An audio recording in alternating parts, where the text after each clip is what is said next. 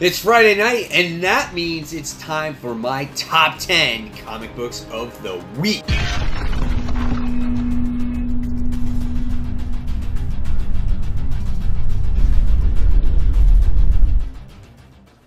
Hey comic book fans, welcome back to Comic Book Corner 2.0, and fans, you're back with me, Mike Spider Slayer, getting ready to bring you my top 10 comic books of the week, and this is for January 23rd, 2019. That's right, fans. This top 10 list is based off of my top 10 most anticipated show that I do every Sunday night. So if you guys haven't checked that out, go ahead and check those videos out. They're really a lot of fun. And while you're at it, if you like this video, don't forget to give it a thumbs up, subscribe to the channel, and don't forget to hit that all-important notification button so you don't miss a single video from me.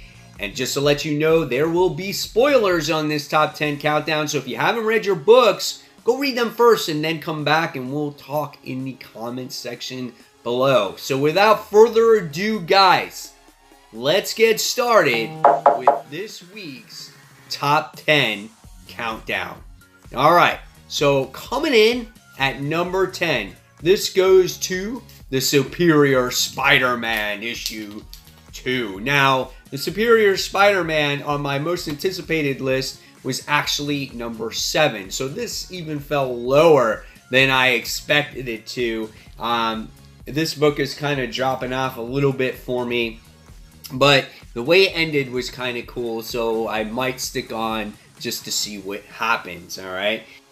So in Superior Spider-Man, we wind up seeing Superior. He's back. And Anna Marie Marconi knows his secret.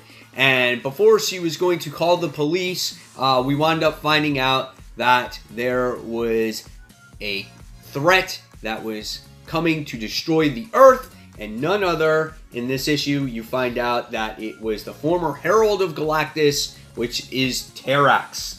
So he makes his way into this comic book. And right away, as the reader, you're thinking, there's no freaking way that Superior Spider-Man, out of all people, is going to defeat a cosmic being like Terrax, right? And we get to see his little cronies that kind of work with him, the Night Shift, I think that's what he calls them. They're just a joke. I mean, they're just not even relative in this comic book. They're there to make this appearance, and then they run away. It was kind of really just lacklusterish there. There's just no real supporting cast right now. And so what happens is constantly we see Terrax just slowly destroying Superior Spider-Man. He's got second and third degree burns. He gets these ribs broken. He gets this massive concussion. He tells Anna Marie to help him out to build this device that can possibly destroy Terrax or take him out, whatever it is. And so what happens is just before Spider-Man or Superior is about to die, he winds up putting this crazy device, like I said, on his head, and it sucks the cosmic energy out of him. So you would think that Terrax would actually die in the issue, but that's not the case. What it does is it siphons the energy away from Superior Spider-Man, and then or from Terrax, and it goes into Superior Spider-Man, and now we have the cosmic-powered Superior Spider-Man. I'm like, okay. Now, I get that he's like super cosmic-powered, and he's siphoned the energy, and he's really smart, and he can come up with ideas like that, but how the fuck did he get his costume back? Because his costume's all withered and teared up. He's all destroyed. Look at this, right? And all of a sudden he's like, I'm cosmic powered. I can make my costume come back again. And I'm like, okay. So I'm like, whatever. You know, it's a comic. It happens. But when you look at like an overall plot, it's just very weak. There just seems to be no real direction where this book is going. It's just Superior Spider-Man is there. Maybe he's just doing his first battle, and then they're going to get into a much more deeper story. I don't know, but as of right now, it's just there for me. I want to see where he goes with these cosmic powers. Does he keep the cosmic powers? I don't know. We'll see. But that was my number 10. So moving on this week is my number 9. And my number 9 book was Crypt of Shadows, issue 1. I think this is a one-shot. I'm not 100% sure, but this is to celebrate the horror comics that Marvel has come out with for over the years, and it was actually a really fun book. Al Ewing was the writer of this book, and he writes Immortal Hulk, so you can see that Marvel picked the right person to write this book, because if, you know, he's writing Immortal Hulk, and you can see what type of book that is right now, it's way out there and a little creepy. So with Crypt of Shadows, the art was very nice. It fits a horror book. It has those dark tones, as you get to see in the issue in itself. It kind of reminds you of a 70s style of book and whatnot. So yeah, artistically it looked good. The story was about a man who is just basically down on his luck, and he has this phobia of dogs. And we wind up seeing this story of him kind of just going down this rabbit hole. His wife could not conceive a child. He winds up buying a dog for his wife, and basically what happens is, since the wife gave so much attention to the dog, he tries to poison the dog, and his wife winds up getting poisoned and everything else. And when you read this whole entire story, it puts a total twist on it, and you're thinking that the person talking to the therapist is just there in a session, but it changes as he goes along, and it makes for a quite interesting story. I didn't expect it to go in that direction. It was really good. I liked it, and for what it's worth, I would love to see Marvel come out with a regular, ongoing type of horror series. I think that's what they're kind of missing from their line right now, because if people like horror books and they like a little bit more of a mature reader type of book, you know, Crypt of Shadows is actually the book that I would suggest for its readers. So this was really good and a lot of fun. I would buy another issue if this actually comes out again. All right, so moving on to number 8, and my number 8 book of the week goes to Naomi. This is issue 1. Now, Naomi was actually number 10 on my list, so it actually moved up a couple of spots, but it wasn't number 10, or it wasn't number 8 because it was like a lower tier book or it was bad. It was actually a really well written book by Brian Michael Bendis, and I feel that maybe this book could have really true potential here. I really do think so, if it's written correctly. So Naomi is a really well-drawn book. I love the characters. We get to see some of her supporting cast in this issue, but we don't know or learn too much about her supporting cast. But they're there to support her for her times in need and whatnot. And we get to see a lot of reaction to that cast. So hopefully, as time goes along, we get to know more about her friends and things like that. Okay. Now, the story, obviously, a lot of you guys already heard that we see Superman and Mongol. They do this battle against each other. And so what happens in the issue is the battle lasted like 17 seconds. No joke. That's all it was. And Naomi actually missed the whole entire scene. Okay. And, but it winds up happening again where Superman makes his reappearance back into town to help clean up, and she misses it again. And it's so funny. But supposedly there was this super event that happened 17 years ago, and nobody talks about it. So Naomi's this kind of little detective trying to figure out what has happened. Why is no one talking about it? Why don't you hear anything about it? Okay. And so it was really a lot of fun, and she's trying to unsolve this mystery. And she has this thing for Superman because her and him are very, relative, because Superman was adopted, she was adopted, and so she just has this thing for him. And by the time we get to the end of this issue, we wind up finding out that there's this person that works in this mechanic shop that knows the events that took place years ago with the superheroes. And I thought that was the quite interesting little cliffhanger there. So hopefully Naomi starts to unravel her little mystery. I love how she's like this little detective and trying to figure things out. So it's kind of a cross between Jessica Jones and I guess, Miles Morales, you know. I'm really curious to see what happens with this book. This is definitely a solid book. I suggest you guys go out there, read it, and we'll see what happens with Naomi. Hopefully it just doesn't fall off. All right, so moving on to number 7. And my number 7 comic book of the week goes to the Immortal Hulk. This is issue 12. Immortal Hulk was actually my number 6 most anticipated list, so it was right around there, okay? I can see Immortal Hulk maybe turning off some people because it's not quite easy book to understand, and it's not a type of book where you can just jump on and understand what's happening in the particular issue. It's quite odd, it's quite strange, and you won't understand this version of Hulk if you haven't started reading it from the actual beginning.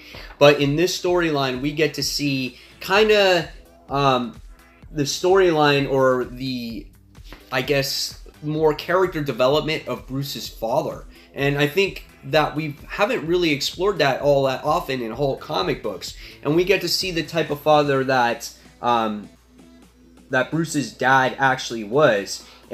Bruce's dad's father was just in a family that he felt like he was never loved. And he doesn't know how to feel or give compassion to his own son because that was the way that he was brought up. And we can see how Bruce was basically maybe not always physically abused, but maybe verbally abused, and we get to see all the anger that was inside of him. And that's part of the reason why he is the Hulk today, because of his father. And I thought it was a very good introductory scene to the story, and to learn again about Bruce's father. And we can see how angry that he is in the book. And that's what really made this book shine for me, is seeing the inner workings of that. And we find out that it's like his father always knew that he looks at Bruce as like this bastard child, and it was insane. He never wanted a kid. He wound up having a kid. His dad wound up seeing this vision one day, and he realized that his boy was going to be a monster one day. It was just such an intense book, and it just really insane. And then he comes across this weird hell-like creature at the very end of the book. A very, very intense book. Like I said, it's not an easy book to explain, but it's a very interesting story, a different take on the Hulk. I've really enjoyed it, and it was my number 7 pick of the week. Alright, so moving on to number 6. And number 6 this week goes to Teen Titans, issue 26. I thought this was a pretty solid book as well. In this issue, we wound up seeing our Teen Titans infiltrate the Batcave, and I thought that was really a lot of fun. They go into the Batcave here and check out the artwork.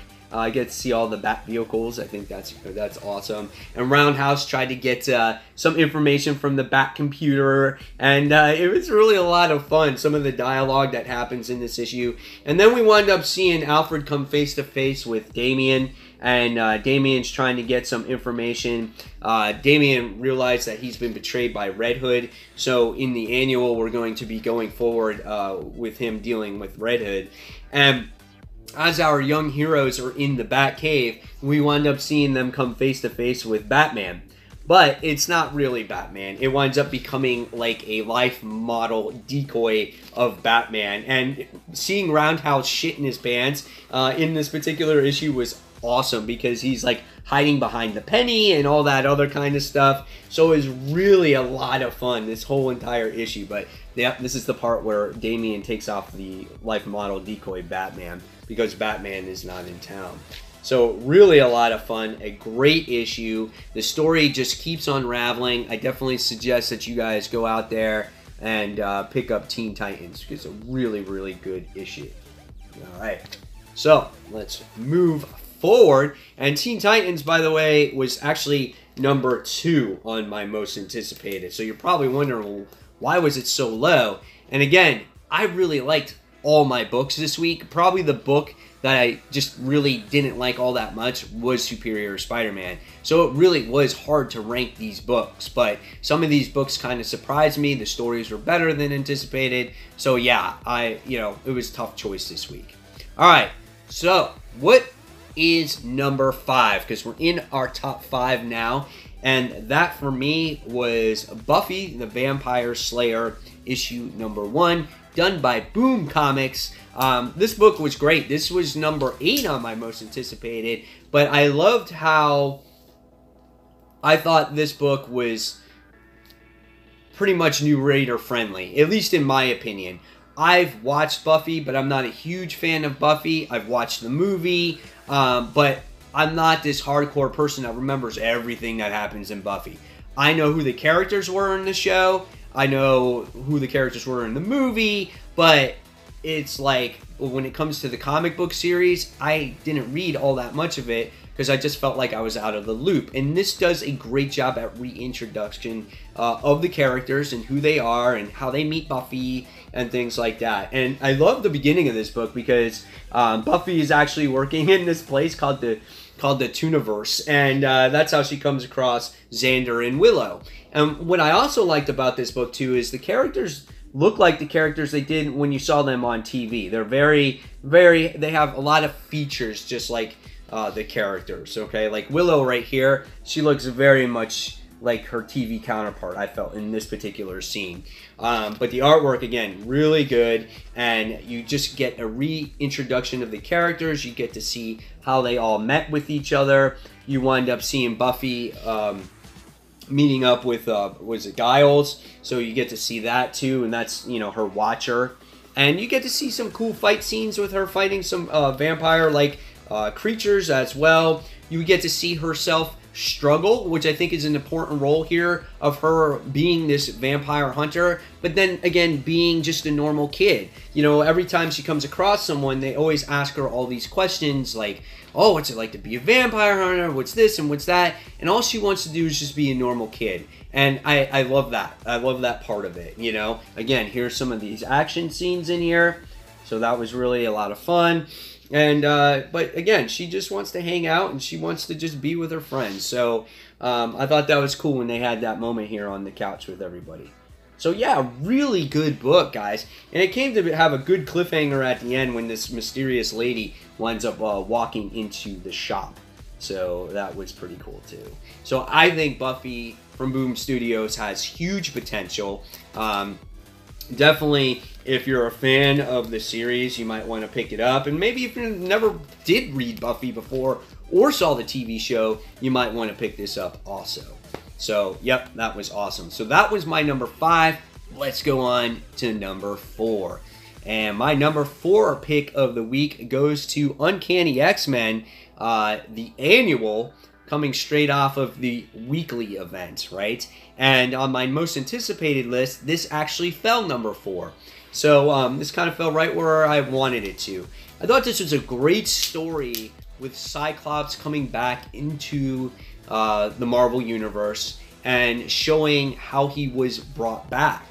And the artwork here done by Carlos Gomez was actually really was really well done.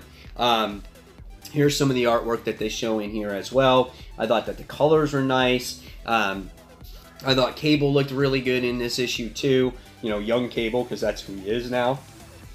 So, really good. And what this story showed was a flashback of Cyclops on how he saved this young man one time back when he was first starting out as a mutant. And I love the flashback scenes too here. They made it look like it was an old comic book from the 60s or 70s. That was really cool too. But they showed this part of the book where Cyclops actually saved a young student's life by the name of Paul. And it flashed back to that, and he said, you know, one day I'm going to repay you back that favor. And so what happens is Cable pays a visit to that young man Paul, and he says, you know what? Remember when Cyclops saved you? Well, that time has come, and now you are going to have to help me. So we wind up seeing this young man, Paul, who really is a genius. He worked for Tony Stark and things like that. And he came up with this device where they went back in time and they implanted this thing that was from the Phoenix Force, implanted it in his chest. And basically what happens is it brought Cyclops back to life. Pretty ingenious way to bring him back to life. I mean, the world of comics is absolutely insane.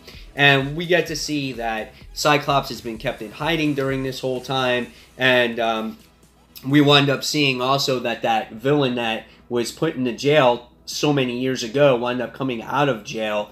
And we see that Cyclops winds up repaying back that favor to that guy. So it comes back twice where Cyclops saves that guy's life.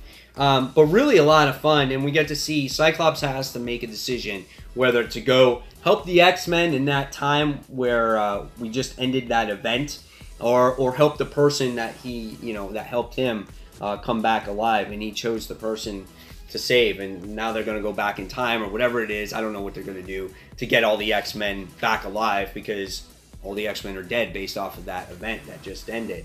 So, yeah, a really cool issue. I mean, I liked it. I thought it was a lot of fun. It was good to see Cyclops back. It was good to see him not being being a dickhead. So, yeah, it was a good time. I liked it. I definitely suggest this one, and I'm hopeful that X-Men going forward is going to be a solid series once again. Okay, so Uncanny X-Men issue 1, pick it up. All right, so moving on to the top 3. And my number 3 book this week, it goes to Guardians of the Galaxy issue 1. This was number 1 on my most anticipated book. This was a good book. There was just a lot going on in it, a lot of characters going on in the book, but still, and it was a lot of setup, but I think this has a real good potential of being a great series. And by the time we get to the end of this book, you wind up seeing who our team actually is, and I thought that was cool because they showed a title page at the end of the story. It's like this was your opening scene to a movie. That's what it kind of was. Artwork was really solid. You got to see all these characters maybe that you haven't seen before. I thought that was really neat. I'm trying to see if I can get a good picture of that in here. It was like a council of them or whatever it is. Yeah, this is kind of cool. So that's a cool page. You get to see Thanos' brother, and you get to see all the other characters. And I thought Beta Ray Bill was in there, was really cool. He kind of shined in the issue. Cosmic Ghost Rider had a couple good lines. But the characters that I wanted to see were like Darkhawk. He didn't say too much. Silver Surfer really didn't say too much. And yeah, so it was kind of, it just felt like there was too many characters. They're all trying to get panel time, and it wasn't enough panel time. And again, that's what hindered the book a little bit, okay? So, the whole thing that happened in this issue, though, is Thanos is truly dead. He got his head chopped off by Gamora, but what happens is he planned for all contingencies. He was like a Dr. Octopus type of thing, right? And so what happens in the issue is he sat there and put his consciousness into another body. And so supposedly, you don't know who this body is. So we have no idea where Thanos' consciousness possibly is at this point in time. And it could be a trick. It could be real. Nobody knows. So it could be anybody. So it sets this whole thing in motion.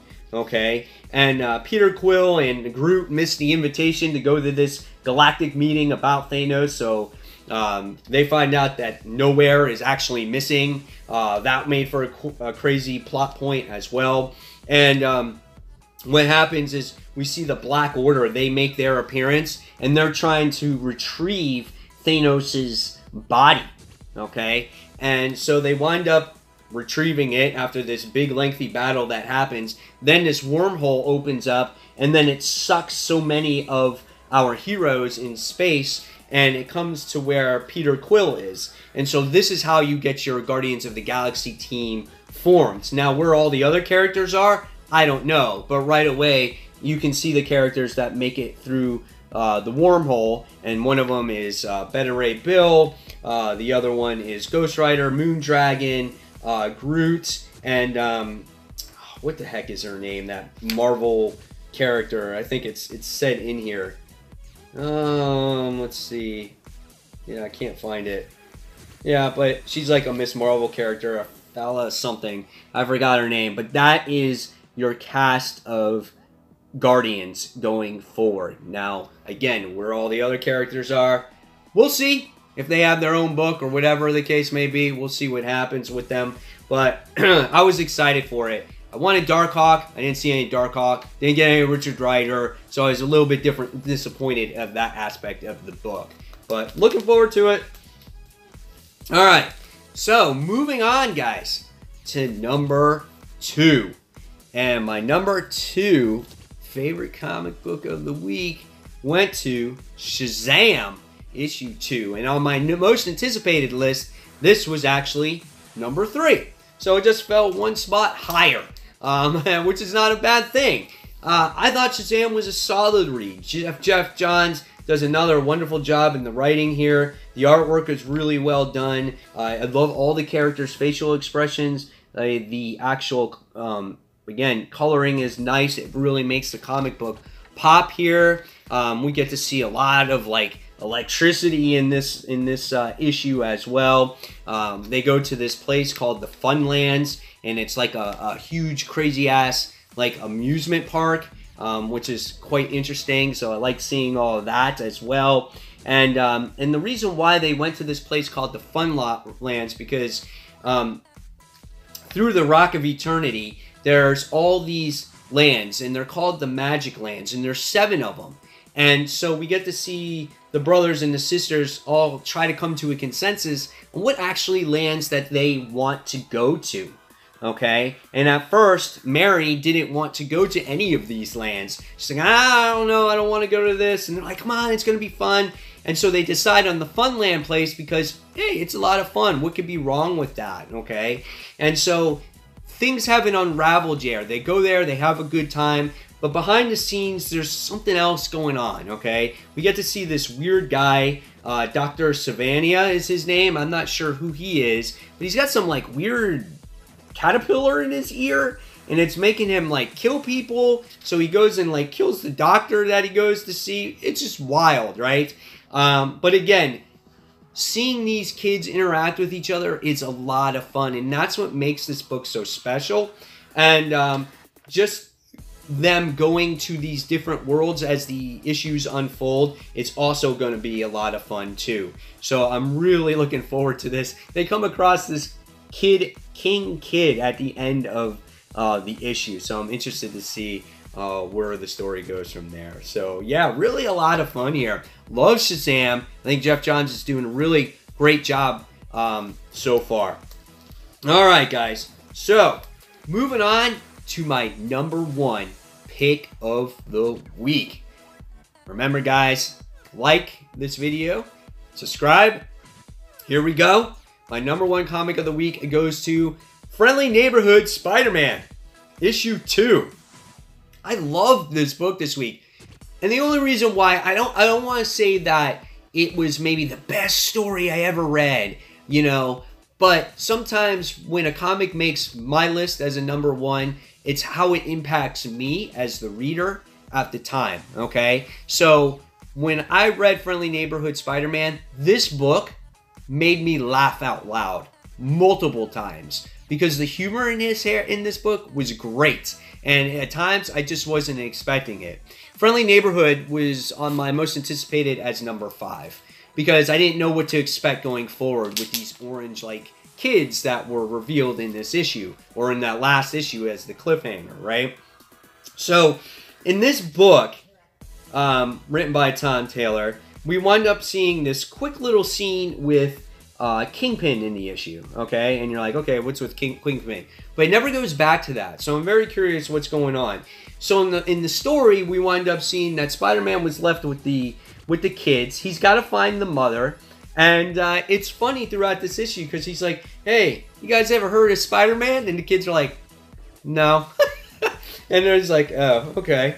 So that's fine. So Spidey has to go find the woman that these kids belong to. But he needs someone to keep an eye on these kids. So who does he call? Well, he calls his trusty friend, Johnny Storm, right? And he says, come on, you got to be discreet about it. Does Johnny Storm be discreet about it? Nope. There's someone watching in front of the apartment. Johnny Storm is flame dying. He tries to go through the window, and he's like, dude, I tried to be discreet about it, you know? It's like, oh, what? He's like, I was, you know? And so Johnny asks him, and he goes, dude, what's this about? And he goes, and he shows him the kids, and he goes, he sits there and he goes, oh. He goes, are they mine? And Spider-Man's like, what? No, they're not yours. He's like, it's just, there were so many moments like that in this book. So we find out, though, in this issue, that the people that are watching Spidey's apartment, look, they have orange skin as well. So there's more of these orange-skinned people. Who are these people? How are these kids related to that mom? Did she kidnap them? Who are these kids, okay? So we get to see Spider-Man try to save people at the same time. And there's this person video recording Spider-Man in action so he can put it in social media. And so what happens is the building literally is going to fall on the kid. And then we see the kid still taking the photo. And it's so funny. He's like, innocent bystanders, you know, they just don't get out of the way anymore. They're just standing around. And so we see Spider-Man actually come face to face with a detective that's in the 5th precinct that was tied to issue 1. It goes back to the family where he saved the husband of the detective in that first issue when he saved the truck falling off the bridge. So I thought that was a really cool connection there that Tom Taylor did to develop this supporting cast and have a relationship with Spider-Man. So that was really cool too.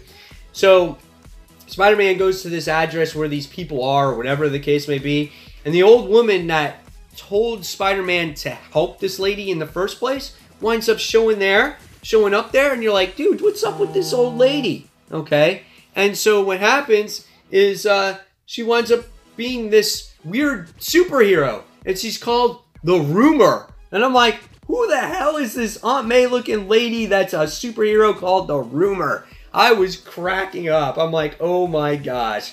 And I'm like, what happened? What's going on with this comic? So it does a couple of great things, right? It develops relationships, new people to add to the comic book. It has great humor. It establishes old relationships, stays true to the character. So a lot of great things that happened in this book. And as the story unfolds, I'm just really curious to see what what Tom Taylor's going to bring to the table here. So this was a great book. I had a lot of fun with it. And that's why it was my number 1. And mainly because it put a smile on my face. And sometimes at the end of the day, that's the most important thing, right?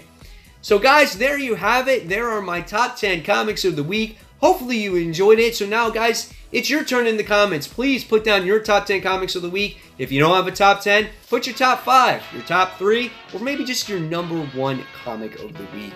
So guys, as always, thank you so much for watching Comic Book Corner 2.0. This channel does not work without you. And if you like this video, give it a thumbs up, subscribe to the channel. Don't forget to hit that notification button. And guys, until that next comic book review, this is Mike Spider Slayer signing off. Take care, fans. Bye.